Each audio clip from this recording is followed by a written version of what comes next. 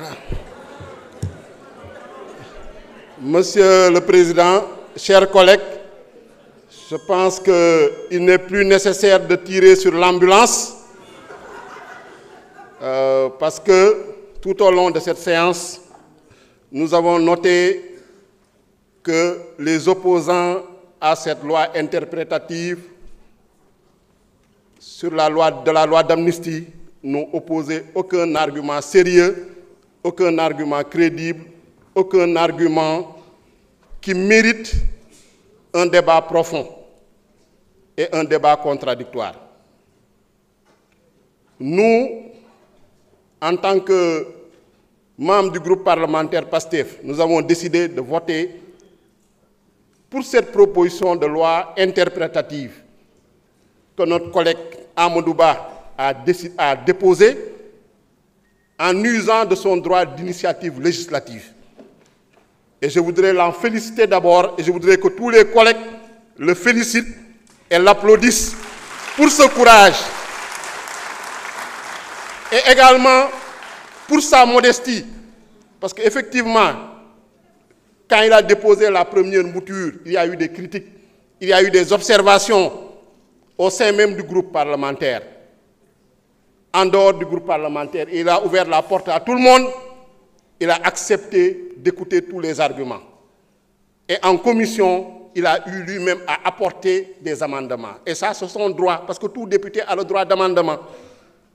Et je me surpris quand je vois des députés qui reprochent à un député de déposer une proposition de loi, de déposer une proposition de loi interprétative, de déposer des amendements.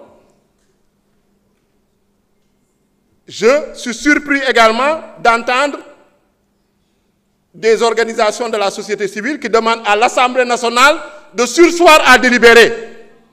Alors qu'il n'y a pas 4 mois derrière, nous battions campagne, allions vers les Sénégalais, nous tous, pouvoir opposition non inscrit, pour demander du suffrage. Et ces suffrages-là, on les a demandés pourquoi? C'est pour légiférer, c'est pour délibérer. Et on nous dit non, il faut surseoir à délibérer pour des concertations. À la veille de la séance plénière, alors que plus d'1 mois s'est passé depuis le dépôt de cette proposition de loi jusqu'à la tenue de cette séance plénière. Je rappelle que la commission, on l'a tenue le 21 mars. Pendant tout ce temps-là, personne ne s'est rapproché de nous, moi en tant que président du groupe parlementaire, pour dire il faut qu'on discute, il faut qu'on se concerte. Personne ne s'est rapproché de l'auteur, Amadou Ba.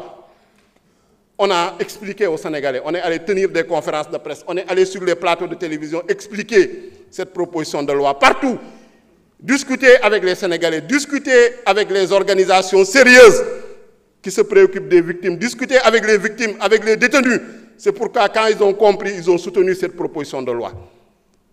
Di wax ni rek mbokk yi ñun proposition de loi bi voté wuñ ko pour fayantoo, voté wuñ ko pour suñu bànneexu bopp, dañ ko voté pour leeral lu nga xam ne moom moo xew diggante 2021 ak 2024.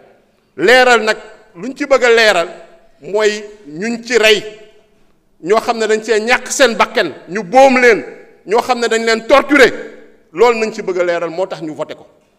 te loolu yaakaar naa ni amul kenn koo xam ne ku fi taxaw ne loolu da kaa contre lu ñu fi indi rek mooy ay argument de forme ay argument de procédure waru leen defee nii waru leen jaaree nii virgule bi da ngeen fàtte portant fii nañu bàyyi caaxaan yi.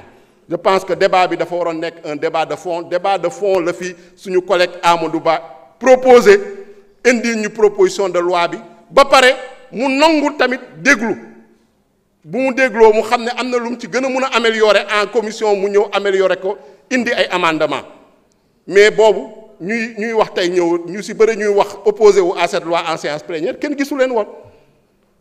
donc lu may wax rek mooy proposition de loi interprétative bi lu ko tax a jóg mooy leeral lépp loo xam ne ay crime de sang la ay assassinat meurtre torture traitement cruel inhumain ou dégradant fépp foo munti bokk ak foo munti far singale wuñu kenn seppi wuñu kenn yaakaar naa ni loolu moo ci am.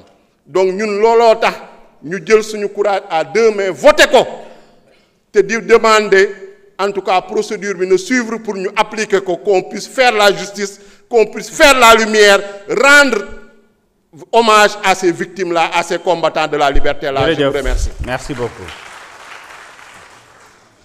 mbokk yi dañuy daal di jàll ci vote bi nga xam ne mooy ensemble texte bi kon vote bi mën na door monsieur le secrétaire général. Merci beaucoup. Donc le vote démarre.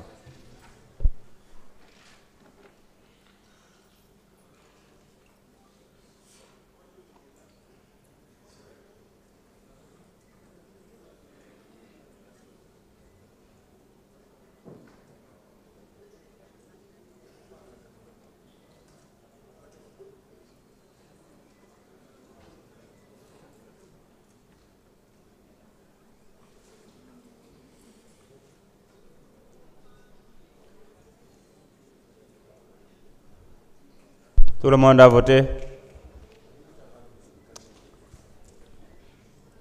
Le vote est terminé.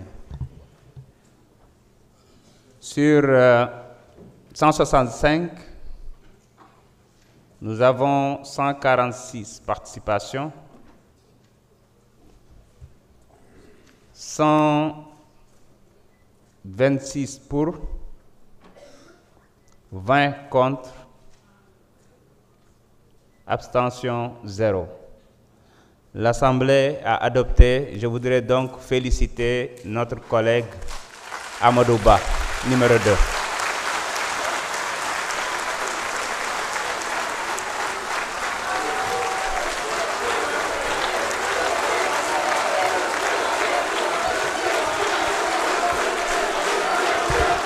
Merci beaucoup. Merci beaucoup. Jeexagul mbokk yi jeexagul. mbokk yi jeexagul. Arrêtez en haut s'il vous plaît. jeexagul ndax dama jot benn demande ci suñu naataango Abdou Mbow bi laaj droit de réponse ndax dañ ko tudd. kon mbokk yi waxtaan wi nga xam ne moom lañ fi tënkoon tey yegg nañu ci cappaandaw ga. dañuy wax ne rek ne mën nañ yëkkati séance bi waaye dinañu dajewaat fii alxames fukki fan ci weeru avril bi ñu nekk bu fukki waxtu jotee ndax kii di jiitu jëwriñ yi di Ousmane Sonko ak gouvernement dinañ fi teew ngir tontu ci seeni laaj yi nga xam ne ñoo méngoog jamono.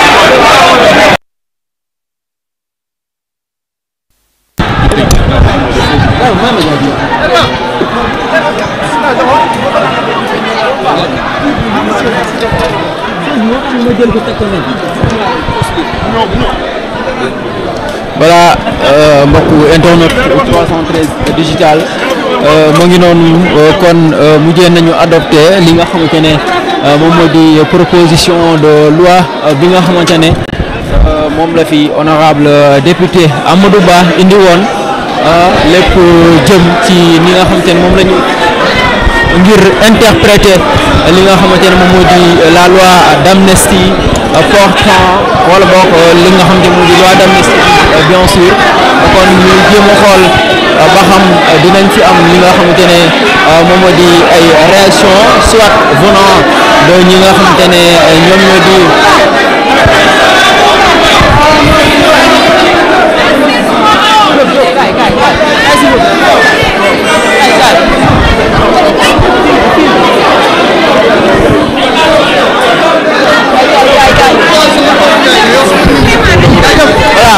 Diop Taïb sa première réaction ginnaaw bi ñu adopté li nga xamante ne moo di projet de loi bi nga xamante ne l'honorable député Amadou Ba moo ko proposé woon.